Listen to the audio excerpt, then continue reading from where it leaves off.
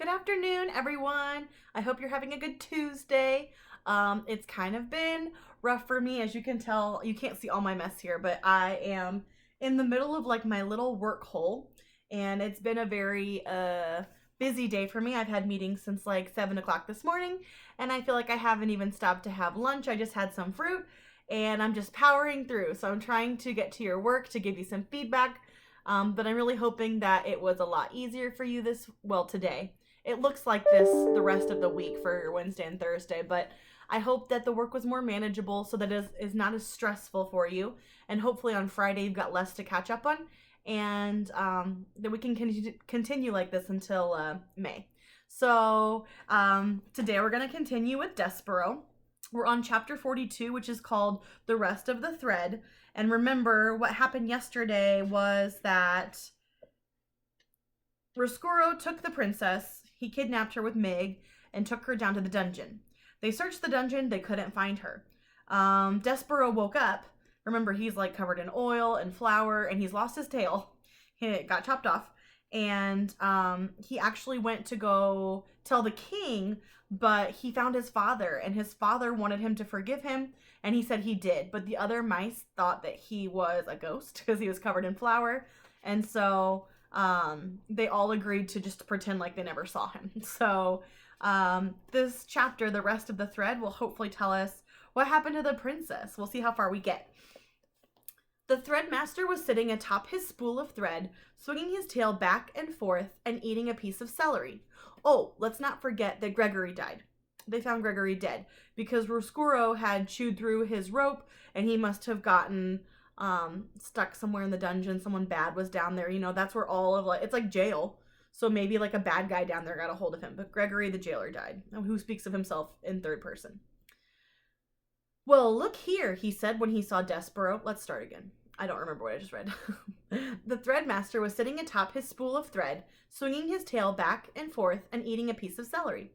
Well, look here, he said when he saw Desperaux. Would you just look at that?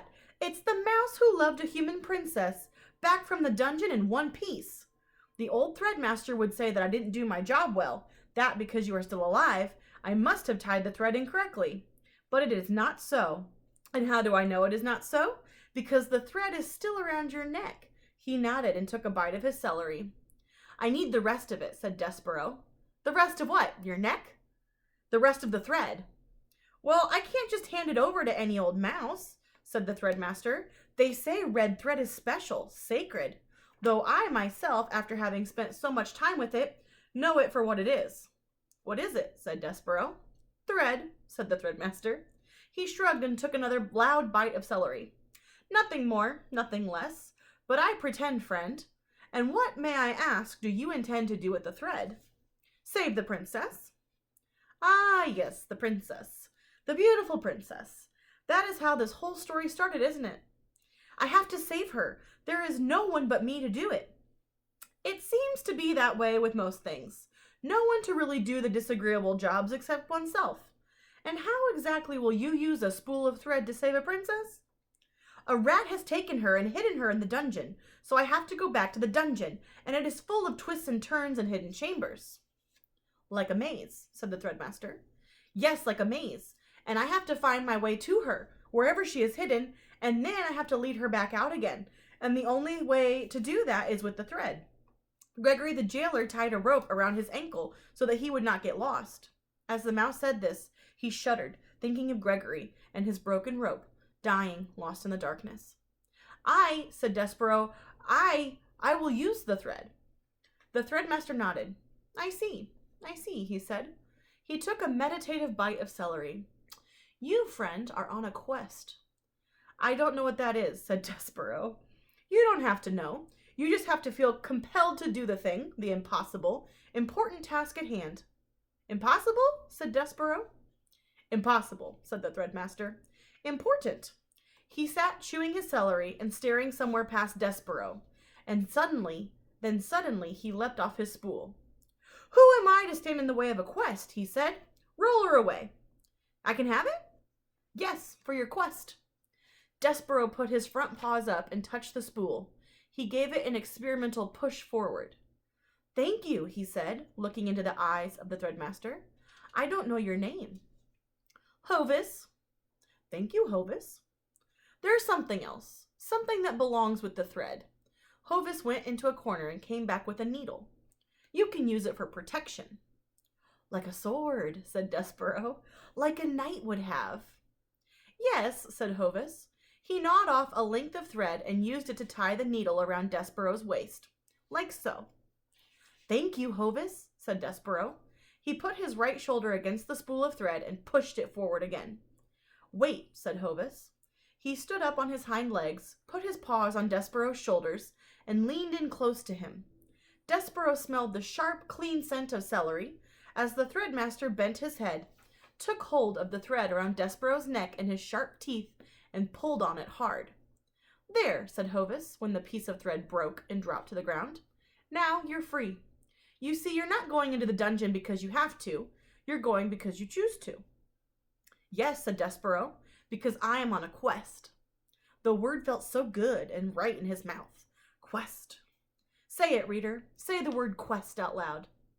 It's an extraordinary word, isn't it? So small, and yet so full of wonder and hope. Goodbye, said Hovis, as Desperaux pushed the spool of thread out of the threadmaster's hole. I have never known a mouse who has made it out of the dungeon, only to go back into it again. Goodbye, friend. Goodbye, mouse among mice. And then here it says, you see, you're not going into the dungeon because you have to. You're going because you choose to. And we can see how big Hovis is, a normal mouse, and then we can see how tiny little Desperaux is. I always forget that he was like a little runt. He's so small, but he's so cute. And look at that needle. That's not a sword. That's like 5 times bigger than he is. Hovis. Chapter 43. What Cook was stirring. That night, Desperaux rolled the thread from the threadmaster's lair along innumerable hallways and down 3 flights of stairs. Reader, allow me to put this in perspective for you. Your average house mouse, or castle mouse, if you will, weighs somewhere in the neighborhood of 4 ounces. Desperaux, as you well know, was in no way average. He, in fact, was so incredibly small that he weighed about half of what the average mouse weighs, 2 ounces. That is all. Think about it. He was nothing but 2 ounces of mouse pushing a spool of thread that weighed almost as much as he did. Honestly, reader, what do you think the chances are of such a small mouse succeeding in his quest? Zip. 0. Nada.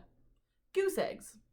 But you must, when you are calculating the odds of a mouse's success, factor in his love for the princess.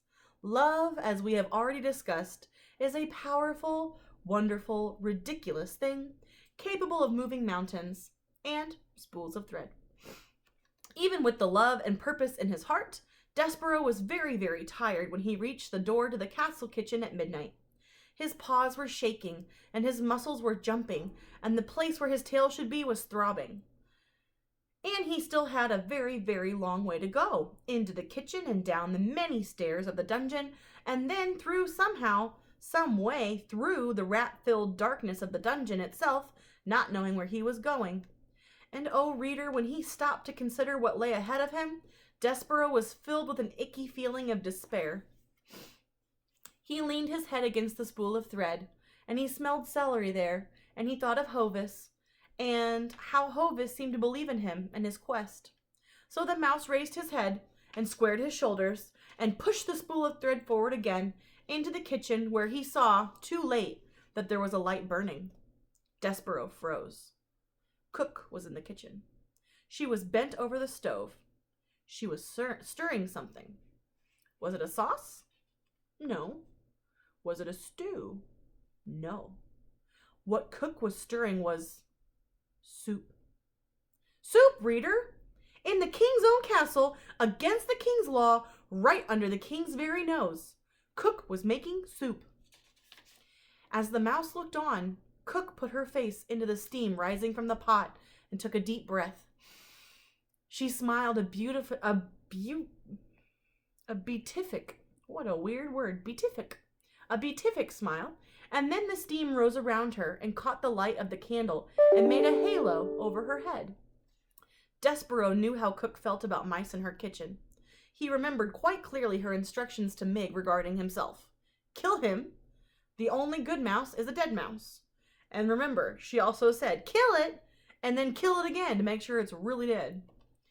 But he had to go through Cook's kitchen to get to the dungeon door. And he had no time to waste. Soon daylight would dawn and the whole castle would be awake, and a mouse would have no chance at all of pushing a spool of thread across the floor without attracting a great deal of attention. He would have to sneak past the mouse-hating Cook now. And so, screwing his courage to the sticking place, Desperaux leaned against the spool of thread and set it rolling across the floor. Cook turned from the stove, a dripping spoon in her hand and a frightened look on her face, and shouted, "Who's there?" She's probably scared because she is cooking illegal soup, and if she gets caught, she might get taken to the dungeon herself. What an interesting phrase, screwing his courage to the sticking place. I'm going to write that down. That's kind of like, forget about it. I don't care. I'm going to go. Screwing his courage to the sticking place. I like that. Chapter 44. Whose ears are those? We've got time. Who's there? Shouted Cook again. Desperaux wisely said nothing. The kitchen was silent. Humph, said Cook. Nothing. It's nothing at all. Just my nervous Nelly ears playing tricks on me. You're an old fool, she said to herself as she turned back to the stove.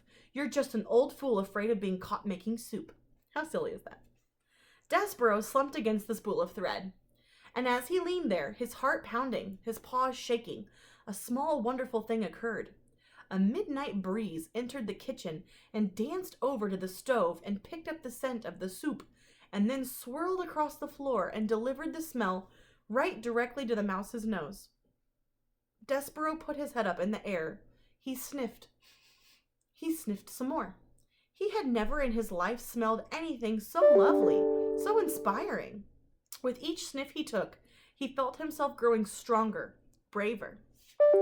Cook leaned in close to the kettle and put the spoon in and took the spoon out and blew upon the spoon and then brought it to her lips and sipped and swallowed. Do you hear all these emails, guys? Leave me alone. I want to read Desperaux. Cook leaned in close to the kettle and put the spoon in and took the spoon out and blew upon the spoon and then brought it to her lips and sipped and swallowed.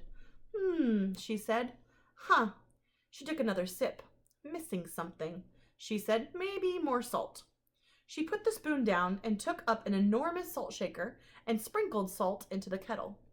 And Desperaux, feeling emboldened by the smell of soup, again set to work pushing the spool of thread.